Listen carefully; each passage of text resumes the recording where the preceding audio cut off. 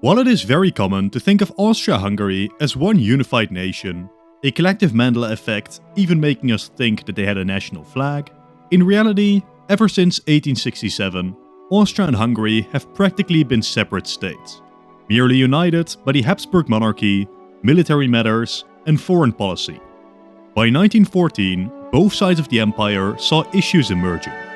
The Austrian part primarily dealt with religious issues, Catholic nationalism playing up against the Orthodox, as well as the fact that most of the Austrian Empire was made up of Slavs, leading to discontent amongst the German elements, some even calling for integration into Germany. Hungarian issues focused mostly on the rights of the minorities, while party loyalty was usually split, with the minorities voting for the Liberals and the Hungarians voting for the Party of Independence and 48. Broadly speaking, the Liberal Party supported the Austro-Hungarian Compromise, while the Party of Independence saw too, surprisingly, further Hungarian independence. It is this conflict within the Hungarian kingdom, that desire to break free from Vienna completely, that we will exploit for this video. At the start of World War I, the Hungarian position was very divided. There were some who welcomed the war, seeing it as an opportunity to expand a little, or a lot, into regions like Romania, Serbia, Bosnia, Dalmatia, or whatever else could further Hungary's hegemony over the Balkan.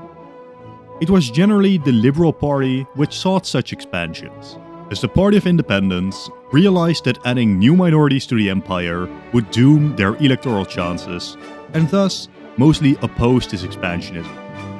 Yet others focused on the effect that the war might have on Austria itself, as they feared that Austria expanding too much would eventually end Hungarian independence fully. In light of these divisions within the kingdom, I raised the question, what if Hungary attempted to break away from the Habsburg Empire during World War I, cutting Germany's main ally in half? Now, how we actually make this happen is quite difficult. The Hungarian government of our timeline, after initial opposition, swiftly got on board with the war once it actually happened. The opposition, however, did not. In January of 1915, the Hungarian opposition put feelers out to London about what the Entente position would be if Hungary declared independence. The Hungarian offer was simple. If the Entente should promise to respect their territorial integrity, Hungary would break away from Vienna and leave the war, with the sole exception that they would still recognize Franz Joseph as their king. The delegation even made sure to mention that they'd enthusiastically support Romanian claims on Austria, though this was mostly a ploy to distract Romania from Transylvania. Despite this seemingly being a good deal, the Entente response was muted. They had already made vague promises of ceding Transylvania to Romania if they joined, while Russia and Serbia had pretty open claims on the kingdom. Beyond that, they knew that they were negotiating with the opposition, who had very little way to actually back up these claims of independence, beyond possibly creating unrest amongst the Hungarian population. Russia, though, suggested not completely shooting down this Hungarian proposal. The official line the Entente took was simple. They wouldn't oppose Hungarian independence, but they would only negotiate the specifics after they actually achieved it. This response let Hungarian independence die down for a few months again, until late May of 1915, when Italy entered the conflict. The Hungarian opposition now contacted Rome, once more iterating their willingness to leave the war in exchange for territorial integrity, assuring the Italians that they held no other territorial ambitions in the Balkan. These moves by the opposition, it should be noted, were not even kept secret from the Austrian court, yet little was done to stop them. After all, the actual threat they posed was minor. In fact, it was deemed that these negotiations could benefit the Central Powers, as if the Entente really hoped that Hungary might join them, they would be more hesitant to make major promises to Serbia or Romania. Italian entry into the war was likely the final possibility of Hungarian action. Soon after, the Russians would be pushed back by the Germans, while Serbia would fall to Bulgarian and Austrian invasion.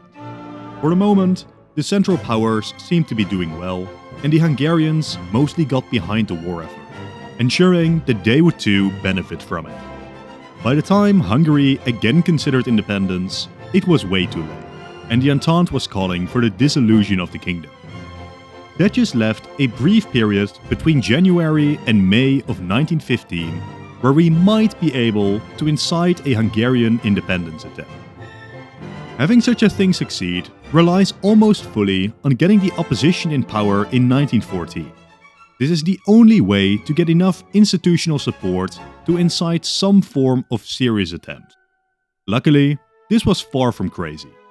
In 1906, the Party of Independence and 48, the opposition we have been talking about, held a comfortable majority.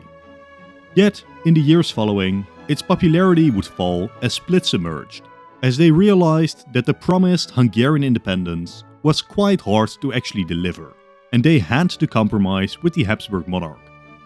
Beyond that, elements of the party split over the question of alliance with Germany. Most of their term in office was ineffective, and in 1910 they were decisively voted out of office. If we only changed the timing of their historic victory by a mere 4 years, then in 1914 they would still be in power. There is some nuance here though. Hungary did have influence over the Austro-Hungarian foreign policy, and there is a chance that Hungary presses Austria to be less belligerent over Serbia. Similarly, if Austria seriously feared a Hungarian independence movement, would they even commit to starting the war? These are all interesting questions, but we will avoid them for the sake of this video and assume that World War I still happens. Because if we don't, the focus of this video shifts to what if World War I was avoided in 1914. I'm sorry for the quick intermission, but by far most of you aren't subscribed. To keep up to date with all the latest releases, consider doing so. Thank you. So, in this alternate timeline, by 1914, the Party of Independence would be in power, but in complete disarray, practically split in two, and everyone expects that the next election will totally devastate them. But, and here is the beautiful part, much like in our timeline, war breaking out means the election is postponed. The pro-independence government, with the pressure of war, reconsolidates its coalition and still holds most of the key institutions of the Hungarian kingdom. The main thing this accomplishes should be obvious. When Hungarian delegates start probing the British about Hungarian independence, they now know that they are talking to the official government, rather than a fringe opposition group. This might make the Entente far more receptive to the idea, hopeful that Hungary might actually have the power to break the Habsburg monarchy. Even better, they are asking for nothing more than just their current boundaries.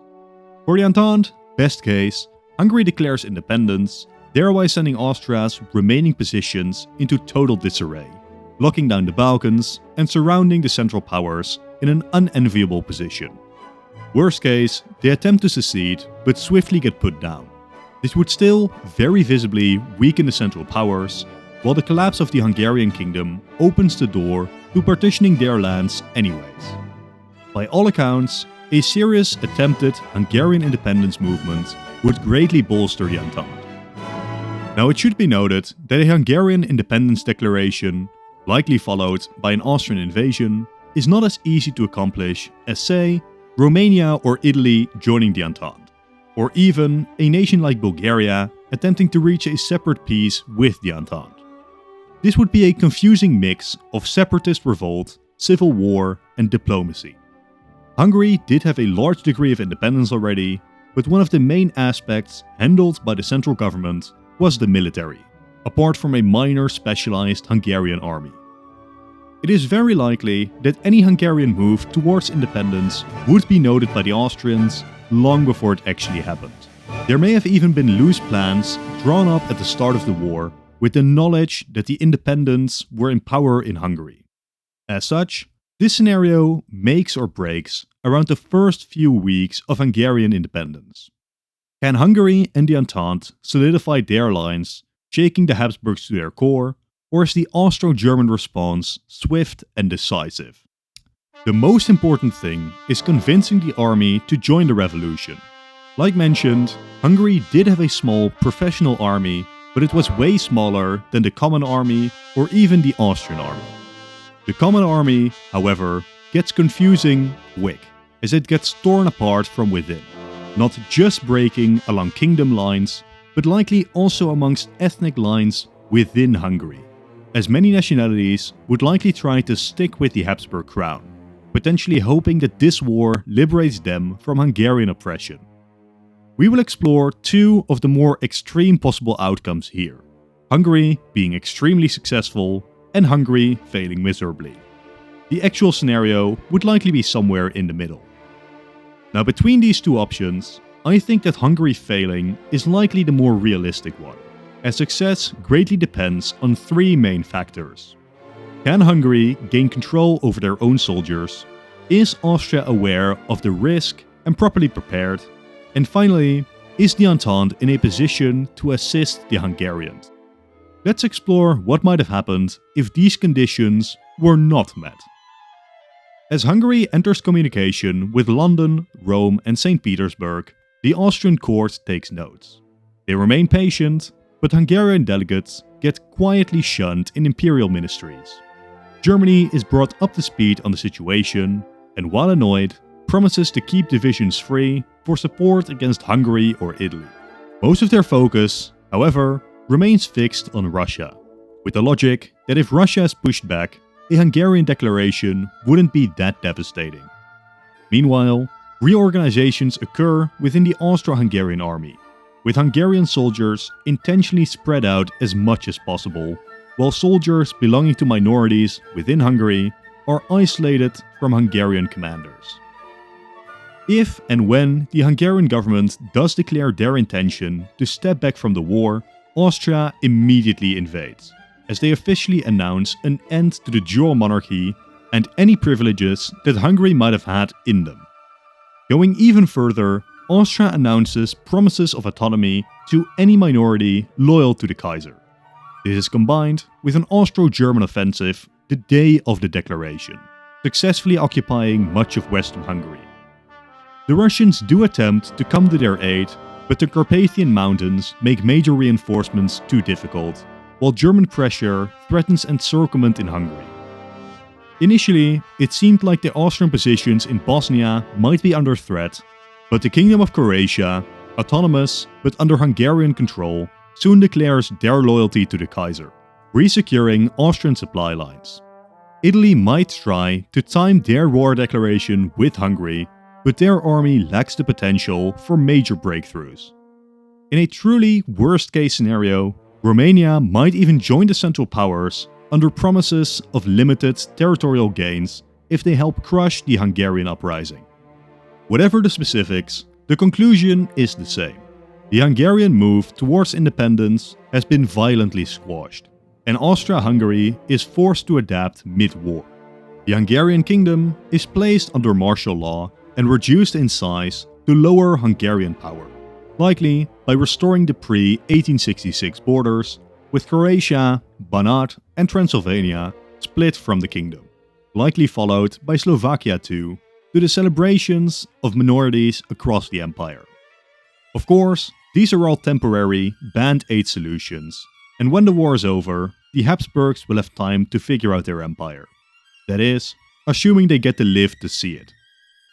In terms of a continuation of the war, we would mostly see World War I continue as in our timeline, though with a quite heavy nerve to the Habsburg armies, forcing Germany to bear yet more of the brunt of the fighting on the Eastern Front.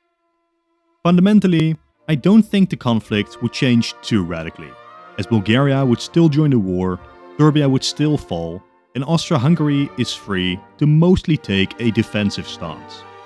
The details will absolutely have changed, but I don't think I can predict major changes to the conclusion of World War I. It is during the Paris peace talks that changes would start to emerge. In our timeline, Hungary was treated during negotiations as a central power independent from the Austrians. In this alternate timeline, towards the end of the war, Hungary will have redeclared independence and thus be treated more closely to Czechoslovakia. But let us be clear, that does not necessarily mean that the Entente respect their pre-war hints and restore their territorial integrity.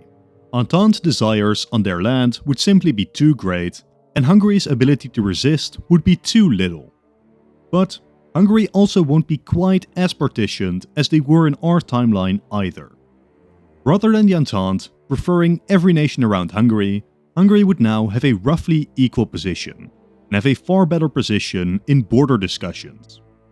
Of course, that doesn't necessarily prevent a nation like Romania claiming extreme parts of Hungary, but with Hungary not being occupied, not being a central power, and not having a communist coup, we can expect their post-war position to be far, far better. As the starting point of negotiations, the now reduced Kingdom of Hungary is recognized. This already, in many ways, creates a far larger Hungary than in our timeline. But the surrounding areas of Croatia, Banat, Transylvania, and Slovakia would be up to debate.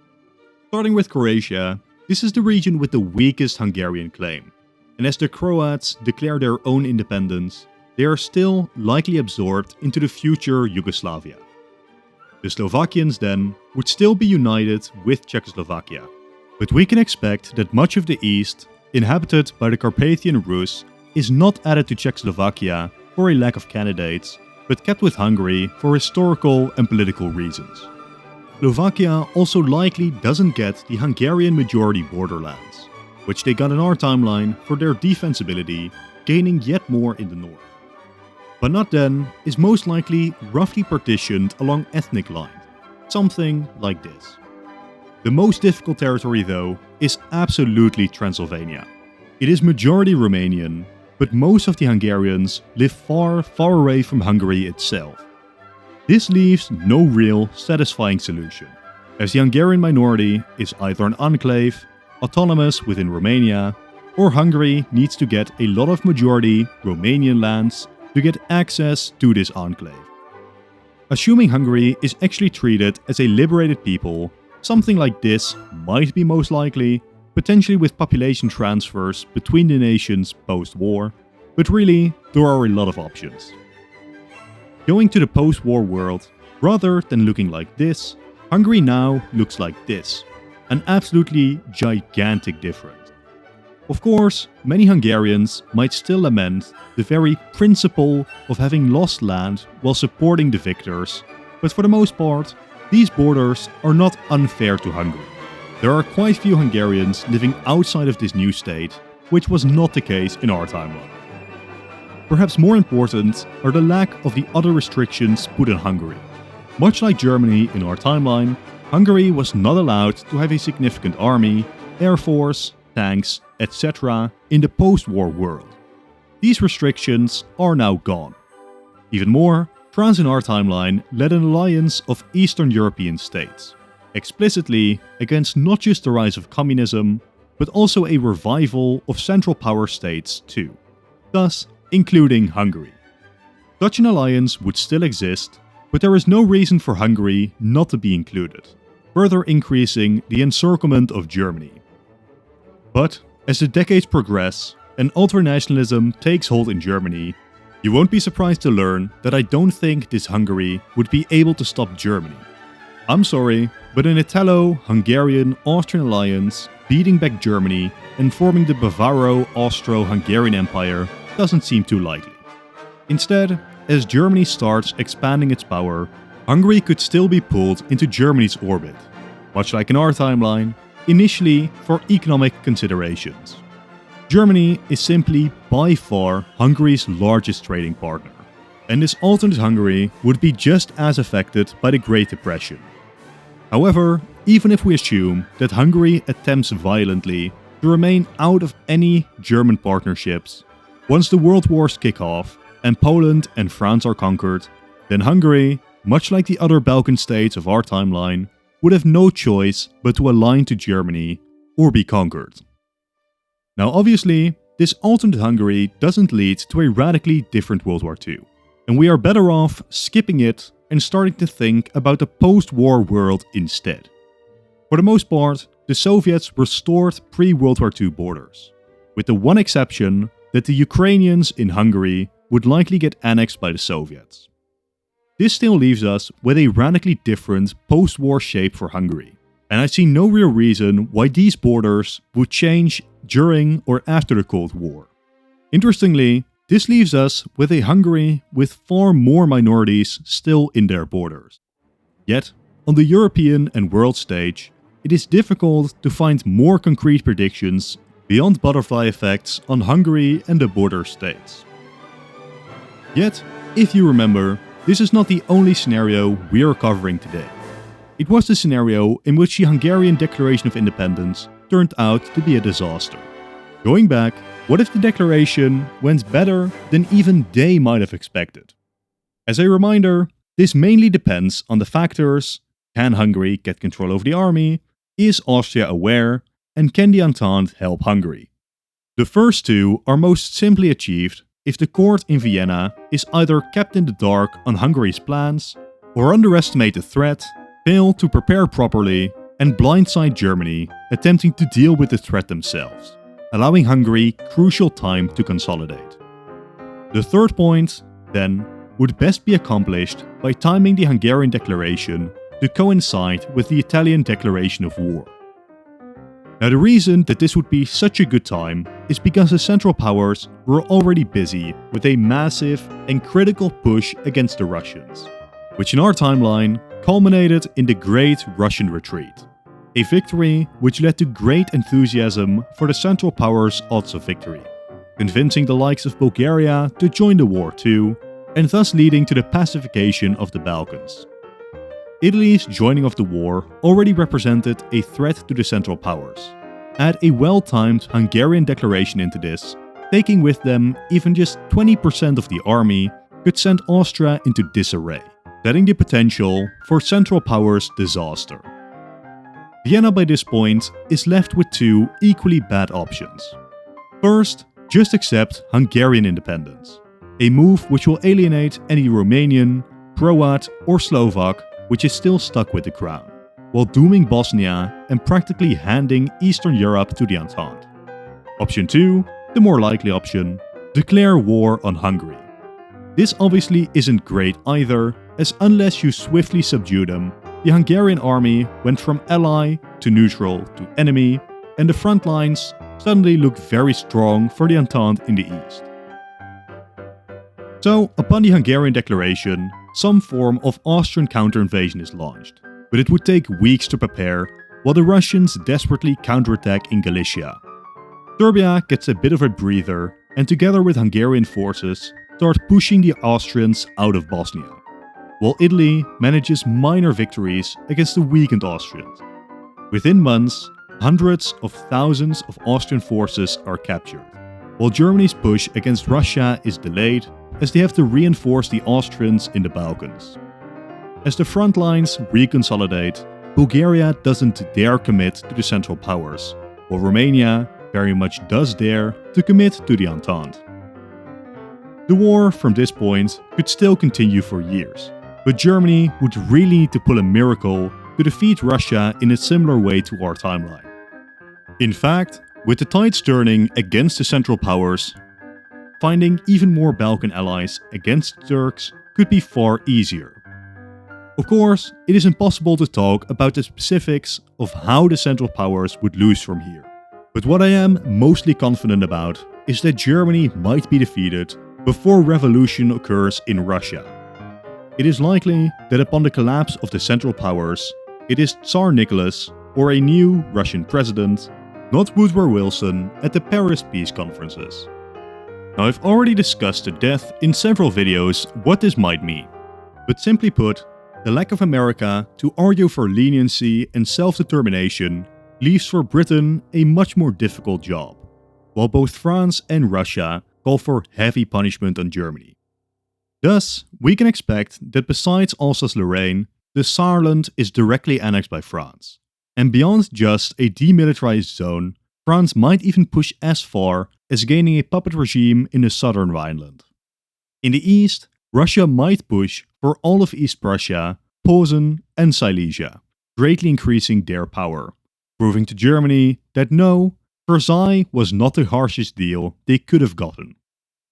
Moving on to Austria, Hungary's territorial integrity is recognized in full, while Russia annexes Galicia, in the process creating a semi-autonomous Poland to justify their conquest, while Romania gets Bukovina. Bosnia and Dalmatia then need to be divided, where Hungary might try to assert their right over the territories, but this would be swiftly denied, as not only had the Hungarians promised not to seek expansion, these territories had also already been promised to other nations. Serbia definitely gets Bosnia, and likely most of Dalmatia too, with the exception of northern Dalmatia, which Italy might get to counteract the growing power of Russia's allies. Elsewhere, Italy would gain roughly the same territories, as Czechia declares independence, possibly under a historical plan to enthrone a Russian prince. The final awkward region is Slovenia, which now lacks a good candidate and might actually pass to Hungary's autonomous Croatian kingdom. That finally leaves the Ottomans, which, on account of the war not lasting so long and their arch-rival of Russia being in the war, are very unlikely to pull an Ataturk and hold off the Entente. If there was any war goal crucial for Russia, it was gaining Constantinople, a goal that France readily supported and Britain reluctantly accepted. So, with Britain unable to stop Russian Constantinople, they now have to commit to containing it, potentially by pushing Bulgaria into eastern Thrace while pushing for influence around the Bosphorus, reserving Britain the power to blockade Russia in the Black Sea anyways. Elsewhere, Armenia is seized by Russia, Iraq by Britain, Syria and southern Anatolia to France, the southern coast to Italy, and Smyrna to Greece. The remnants of the Ottoman Empire are just an Entente puppet, as further spheres of influence are dominated by the Entente. Something like this is what I would predict for a post-war world, and it is obviously radically different to our own. The Russian Empire still exists, Germany has become even weaker, the Austrians are completely snubbed, Serbia has yet to complete their dreams of Yugoslav unification, while Turkey is completely gone. From here, predicting any further becomes very difficult, as the amount of butterflies we have now introduced are huge. So, keep in mind, these are just my thoughts on possible continuations from here. To a large extent, the future would rely on Hungary and Russia. It is quite likely that the two states come to distrust each other in the decades after the war, as Russia's traditional allies all have claims on Hungarian land, and after winning such a victory, Pan-Slavism likely sees an uptick in Russia. And guess which nation is the only non-Slavic state with significant Slavic populations? That's right, it is Hungary. Even if Russia itself might not wish for the destruction of Hungary, their sphere of influence could easily force their hand. But it's not quite that simple. We sometimes like to imagine, mostly due to the horrors of Soviet communism, that if Russia won World War I, all of their issues would be reset, and Russia could be ready to be a leading power in Europe. This is not necessarily the case. The people have still suffered for years. The war has once again awoken Polish nationalism. The presence of Rasputin has still discredited the monarchy, while the Tsar is still to blame for many wartime failures. The nation is in crippling debt, which isn't just easily solved by draining Germany dry. None of this is to say that a communist revolution is guaranteed, but neither is the long-term health of the empire secure. At the very least, a revolt like in 1905 is quite likely in the years following the war. So let's conclude the video with two more potential conclusions. One where Russia weathers the storm, and one where they don't. Let's start with the first one. In such a world, we can expect France and Russia to do their best to pluck Germany dry. In our timeline, due to sympathy from America and Britain, a lot of Germany's debt was cancelled or substituted. In this timeline, this would not be the case. If Germany fails repayment, the French could be crossing the Rhine, and the Germans could invade Silesia and Danzig, forcing Germany to pay or seeing the former Entente loot their lands. This would cause a European crisis, but not one that is easily stopped if France and Russia commit. Germany does try to resist, and therefore sees an economic crash fueled by hyperinflation, casualties start to fall, etc. Yet for Russia, it doesn't matter, as long as their government debt is stabilized. These events could make Britain realize what they have done. In preventing German hegemony, they might have facilitated Russian and French hegemony.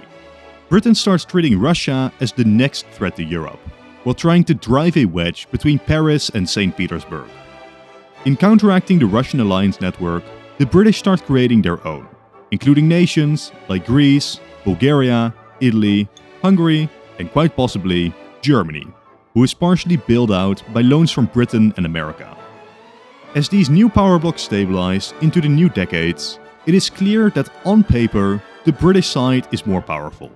The British and German economies completely outcompete those of Russia and France. Yet, the Russian side has a significant advantage in positioning. With a demilitarized Germany, if it came down to a full war and Germany was swiftly overrun, without Britain having the time to stabilize the situation, then we might run a real risk of European lockdown before Britain has a chance to stop it. So, should it come to war, the key is timing. If Britain gets to set up their blockades, while Germany gets to partially remilitarize and hold the line, allowing Britain and Italy to lock down the Balkans, then they likely win. If Russia and France strike before Germany can do anything, then they may very well come out on top. So first, what if the Anglo-German alliance won? We might see Germany rebound in the west, Alsace potentially being divided along ethnic lines. Austria might be integrated into Germany, while in the east, Britain forces Germany to accept Czech and Polish independence, but not after heavy German expansion to the east, meaning these states fall under practical German hegemony, as Russia's power in the region is set back greatly. More importantly, Hungary, who gets to restore their claims on Dalmatia and Bosnia, with Italy getting compensated in Albania and Bulgaria in Macedonia. If Romania joined the Brits, they get Moldova. If they joined Russia, we see them lose territory to Hungary and Bulgaria. The Ottomans might see a re-expansion east, but with forced autonomy for the Christians, while they might be re-welcomed into Constantinople. Such a post-war world would be complicated. Germany is extremely powerful at the heart of Europe. Britain is still greatly struggling as to how to ensure any sort of balance in the current state of affairs, with a further weakened Russia barely able to contain the growing power of the reviving Germany. Here's to hoping that our timeline's ultranationalism doesn't develop in this alternate Germany. But going back, if France and Russia instead win, our pet project in Hungary is destroyed, absolutely partitioned by hostile surrounding powers. Britain and Bulgaria could be thrown from Thrace, while Italy faces minor losses. But most importantly, Germany would again be at the mercy of the Russians and the French. Expect another French puppet on the Rhine, as Silesia and Western Prussia are taken too. It is even possible, with Britain no longer powerful enough to influence the continent, that the French push as far as to partition Germany. In such a world, assuming Russia does not still collapse and the Franco-Russian alliance holds, their hegemony over the continent seems unstoppable. But let's go back in time even further. What if Russia doesn't survive their times of trouble? If I were a gambling man, I would put my money on the end of the monarchy even if Russia had won World War I around late 1960, setting up for at best an unstable democracy, laying the foundation for a violent decline. Again, the cost of the war, both materially but also for the reputation of Tsar Nicholas, was just too great. Now, in the case of a Republican Russia, Finland, Czechia, and Poland immediately argue for their full independence, each officially only tied to Russia through the monarchy. This already sets up initial conflicts, as it is far from guaranteed that the Republic just lets them go. The Republican government of our timeline was quite incompetent, not just for not ending the war, but in their general governing too. They struggled to walk the tightrope between the old elites and the population calling for radical change. This leaves great potential for either a later communist revolution or a reactionary counter-coup. Within no time, we could see the Russian situation escalate into political turmoil as various nationalities vie for their independence. The specifics of such a conflict are obviously impossible to predict. I have no clue who would come out on top in Moscow. Yet there are some interesting options here, like Germany and Poland fighting the Russians together. The specifics of who gets to control roughly this territory is just impossible to predict. What we do know though is that Russia is knocked out as a great power for a while, meaning the position of our Hungarian state is quite secure. Their opponents too weak and divided to strike with confidence, especially if Hungary keeps up relations with Rome and Bulgaria, either securing Hungary's current borders or potentially even allowing them to further expansion. Beyond that, Germany once again rebounds partially with the lack of Russia, leaving France alone to police the nation, as Britain at least partially sympathizes with Germany's position, as both Germany and Britain protest France's continued positions along the Rhineland, a position France will struggle to hold on their own. Once more, we have seemingly set up for a chaotic world, with a powerful Germany, Italy and Germany, and a major power vacuum in Eastern Europe. For now though, this is the end of the video. Thank you all for watching, and consider leaving a like and a comment as well as subscribing. If you've enjoyed this video, click the video on top to watch another in this series. If you've already seen it, then I'm sure that the bottom video is great too. Once again, thank you for watching, and goodbye.